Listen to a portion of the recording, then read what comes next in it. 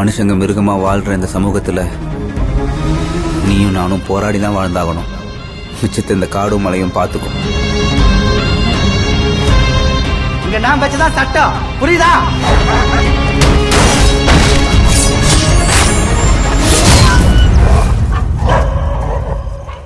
மாணிக்கம், நல்லவன் இந்த உலகம் என்ன சொல்லும் தெரியுமா? பாவ நல்லவன் சொல்லும். நீ நல்லவன் சர்டிபிகேட் வாங்கி என்னப்பா பண்ண போற? குமரி பஸ் ஸ்டாண்ட்ல உனக்கு செலவு வைக்க போறாங்களா? அனைவருக்கும் வணக்கம். நான் உங்கள் பத்திரிகையாளர் RS கார்த்திக். இந்த வீடியோவில் நம்ம பார்க்க இருக்கிறது நம்ம வேற லெவல் சினிமா சேனலோட சினிமா விமர்சனம். இப்போ நம்ம பார்க்க இருக்கிறது இந்த வாரம் திரைக்கு வர இருக்கிற திருமாணிக்கம் படத்தோட விமர்சனம். திருமாணிக்கம், மிஸ்டர் மாணிக்கம். ஆமாம், திருமாணிக்கம். உண்மையாகவே ஒருத்தன் மாணிக்கம்னு பேர் வச்சா மட்டும் போதாது.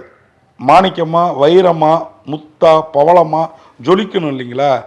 அப்படி ஒரு ஜொலிக்கிற தன் குணத்தால் உடம்புலாம் நகையை போட்டுக்கிட்டு நான் கூட ஒரு பிரேஸ்லெட் போட்டிருக்கேன். இப்படி ஜொலிக்கிறது இல்லை, குணத்தால் ஜொலிப்பது. அப்படி ஜொலித்த ஒரு கேரக்டர் தான் இந்த படத்தில் சமுத்திரகனி.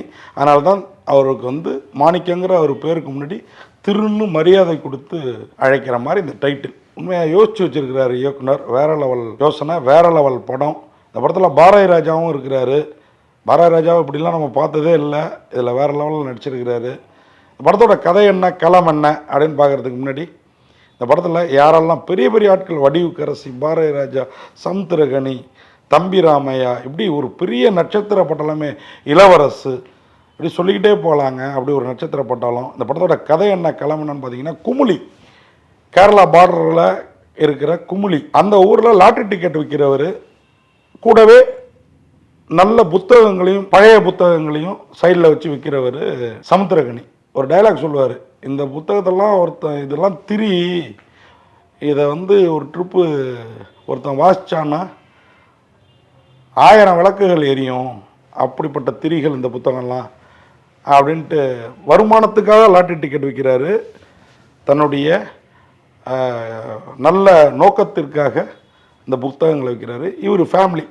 இப்போது இவருக்கு மனைவி அனன்யா, கூட பெருசுங்க 2 பிள்ளைங்க எல்லாம் இருக்குது. பிள்ளைங்களுக்கு ஃபீஸ் கட்ட கூட தடுமாறுறாங்க.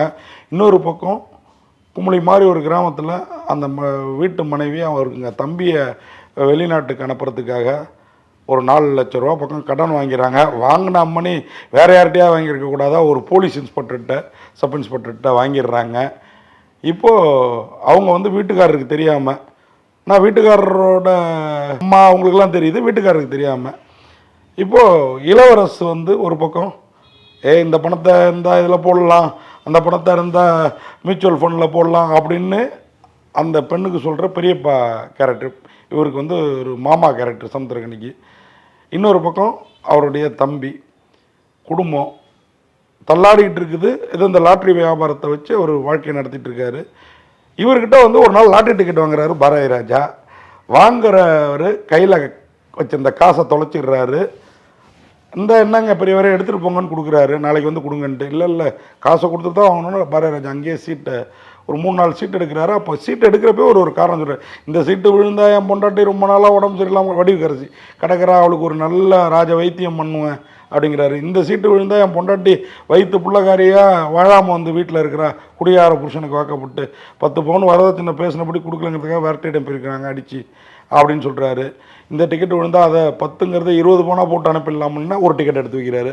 அப்புறம் ஓணம் பம்பர்னு ஒரு 1.5 கோடிக்கு இது விழுந்துச்சுன்னா இந்த எல்லா பிரச்சனையும் சால்வ் பண்ணிடலாம், எனக்கும் ஒரு இருக்கிற குடிசையை பெரிய வீடாக கட்டிடலாம், மாடி வீடாக கட்டிடலாம் அப்படின்னு பேசுகிறாரு. இதெல்லாம் கேட்டுக்கிட்டு, ஐயா பரவாயில்லையா எடுத்துகிட்டு போங்க ஐயா, இல்லை நான் காசை கொடுத்து நாளைக்கு வாங்கிக்கிறேங்கிறாரு. டக்குன்னு ஒரு 200 ரூபாயை எடுத்து கொடுக்குறாரு. குமுளிலேருந்து இடுக்கி வர்றதுக்கு ஏற்கனவே டிக்கெட்டுக்கு 200 ரூபா 210 ரூபா. என்னடா 200 ரூபாய் எடுத்து கொடுக்குறாருன்னா அவ்வளோ பெருந்தன்மைக்கு சொந்தக்காரர் சமுத்திரகனி. நம்மளாக இருந்தால் ஒரு 50 ரூபா தான் கொடுத்துருப்போம். சரி போயிட்டு வாங்க ஐயா, நாளைக்கு டிக்கெட்டு காசோட இதையும் சேர்த்து கொடுங்கன்ட்டு பஸ்ஸுக்கு என்னவோ அதை கொடுத்துருப்போம். ஆனால் இவர் பார்த்தீங்கன்னா ஒரு 200 ரூபாய் எடுத்து அடிக்கிறாரு. லாட்ரி வியாபாரி இல்லையா, அதனால் எடுத்து கொடுக்குறாருன்னு நினைக்கிறேன். இப்போது இந்த லாட்ரியில் அந்த 1.5 கோடி ஓணம் பம்பர் அடிச்சிருதுன்னு மறுநாள் தகவல் வருது.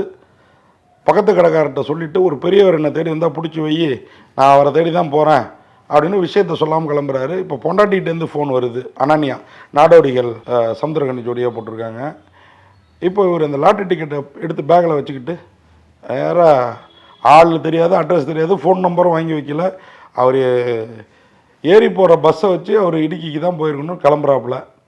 அப்போது போகிற வழியில் பொண்டாட்டி ஃபோன் வந்தோன்னே, இல்லை எனக்கு சாப்பாடு வேணாம், நான் வெளில பார்த்துக்கிறேன், நான் வரது இல்லாட்டா. என்ன விஷயமா போகிறீங்கன்னு துருவி கேட்குது.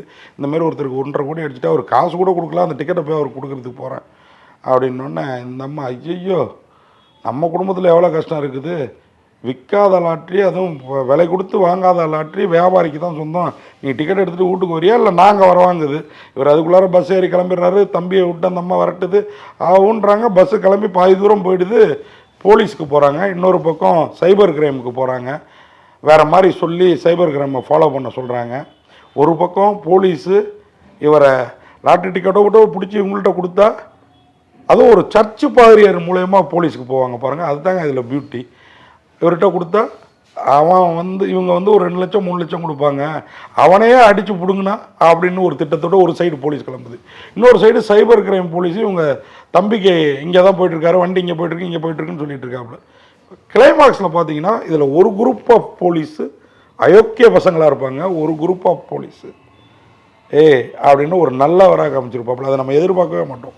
இப்போது இந்த லாட்ரி டிக்கெட்டை பாரதிராஜாட்ட கொண்டு போய் சேர்த்தாரா, பாரதிராஜா அதில் இவருக்கு பங்கு கொடுத்தாரா, என்ன ஏது, அதன் பிறகாவது ஒரு குடும்பம் சுபிச்சமாச்சா? ஆனால் இவங்க குடும்பம் ஒரு 10-15 லட்சத்துக்காக ஏன் இவ்வளோ அடிச்சுக்குது? லாட்ரி ஏஜென்ட் கமிஷனே ஒரு 10 லட்ச ரூபா வருமேன்னு நமக்கு தோணுச்சு, லாட்ரியை பற்றி தெரிஞ்சு நமக்கு. ஆனால் அதெல்லாம் இப்போ சினிமாவில் லாஜிக்கெலாம் பார்க்கக்கூடாது இல்லையா? அதனால் கிளம்பி போய் கொடுக்கறதுக்கு போகிறாரு. கொடுத்தாரா இல்லையா? இப்போ ஒரு பக்கம் போலீஸ் துரத்துது, ஒரு அடிச்சு போடுங்க, ஒரு பக்கம் இவங்க தம்பிக்காரன் அத்தானை அடித்து மடித்து தூக்கிட்டு வர மாமாவை அப்படின்னு கிளம்புறாப்புல. யார் கையிலையும் சிக்கினாரா, இல்லை லாட்ரி டிக்கெட்டு இவர் கை நழுவி போச்சா? அங்கே ஒரு பிட் பாக்கெட் பேர் வழி ஒரு பர்ஸ் அடிச்சுட்டு போகிறோம். அந்த பர்ஸ் அடிச்சுட்டு போனதில் அது கூட விசித்திரன், அவரும் நாடோடிகளில் நடிச்சிருப்பார், அந்த 4 பேரில் ஒருத்தராக. அந்த கேரக்டரும் பிரமாதமாக பண்ணியிருக்காப்புல. அந்த டிக்கெட்டு தவறி தண்ணியில் விழுது, சாக்கடையில் ஓடுது. அந்த டிக்கெட் பாரதிராஜாவுக்கு போச்சா, சமுத்திரகனி கொடுத்தாரா, என்ன இல்லை போலீஸ்காரங்க அடித்து பிடுங்கினாங்களா, ப்ரைஸ் யார் கைக்கு அந்த 1.5 கோடி ப்ரைஸ் கிடைச்சிது என்னங்கிறத வித்தியாசமாகவும் விறுவிறுப்பாகவும் சொல்லியிருக்கிறாங்க. இதே மாதிரி ஒரு கதை அம்சம் உள்ள ஒரு படம் தான் பம்பர். அது ஆனால் வேறு லெவல் ட்ராவலு.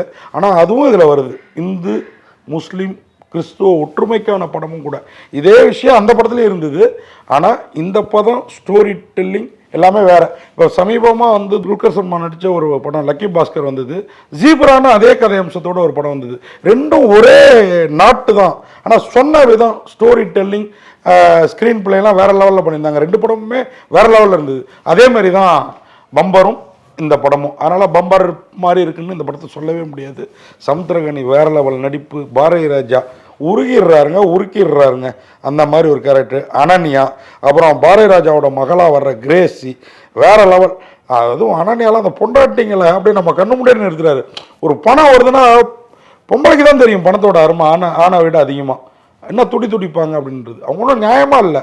அதில் இளவரசு உள்ள வந்து ஒரு 3 மாதம் ரொட்டேஷன் விடுங்கிறேன் அப்படின்னு சொல்லி இவர் சொல்கிற. இதிலெல்லாம் போட்டால் மியூச்சுவல் ஃபண்டு இதெல்லாம் போட்டால் என்ன ஆகும் பணம், பிட்காயின் இதிலெல்லாம் போட்டால் அதை சொல்லிட்டு கிடப்பார் அவர். தம்பிராமையா ஒரு அருமையான கேரக்டர். ஃபாரின் ரிட்டனா யூகே ரிட்டனா பஸ்ஸில் இவரோட ட்ராவல் ஆவார். அந்த பஸ்ஸை துரத்திக்கிட்டு வர்ற போலீஸ், ஐயோ தம்பிராமா பண்ணுற அல்ட்டெல்லாம் அவரால் மட்டும்தாங்க முடியும். அதே மாதிரி நாசர் இவருக்கு வழிகாட்டியாக ஃப்ளாஷ்பேக்கில் வேறு லெவலில் வாழ்ந்துட்டு போகிற ஒரு இஸ்லாமிய பெரியவராக அசத்தி இருக்கிறாரு. சின்னி ஜெயந்த் சமுத்திரகனியோட இளமை வயது பையன். திருடனாய் பார்த்து திருந்தாவிட்டால் திருட்டை ஒழிக்க முடியாதுன்னு சொல்லுவாங்க இல்லையா, எம்ஜிஆர் கூட பாடியிருப்பார்.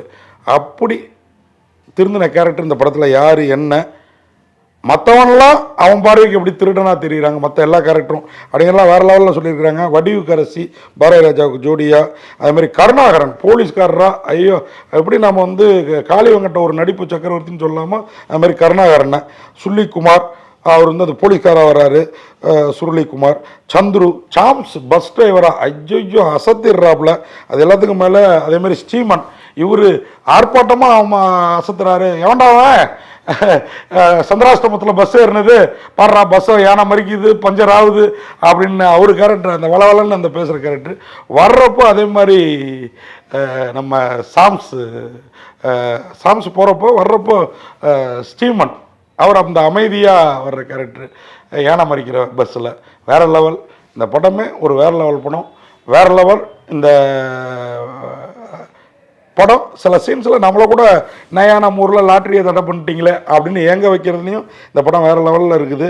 உண்மையாக இந்த படத்துக்கு விஷால் சந்திரசேகரோட மியூசிக்கும் சுகுமார் அவருடைய ஒளிப்பதிவும் உண்மையாகவே பாராட்டக்கூடியது. இந்த படத்தோட இயக்குனர் நந்தா பெரியசாமிக்கு பக்காவாக பக்கபலம்லாம் இல்லை, அதையும் தாண்டிய ஒரு பலமாக வேறு லெவலில் இருக்குது. மொத்தத்தில் இந்த திருமாணிக்கம் ஒரு தெருவோரம் லாட்ரி கடை வச்சுட்டு இருந்தவரை மாணிக்கமாக ஜொலிக்க வச்சுருக்குது.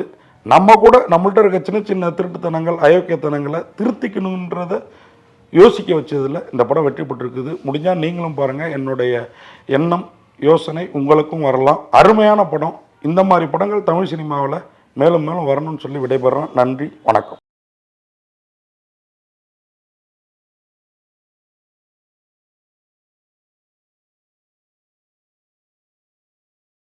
இந்த வீடியோ உங்களுக்கு பிடிச்சிருந்தா லைக் பண்ணுங்க, கமெண்ட் பண்ணுங்க, ஷேர் பண்ணுங்க, சப்ஸ்கிரைப் பண்ணுங்க.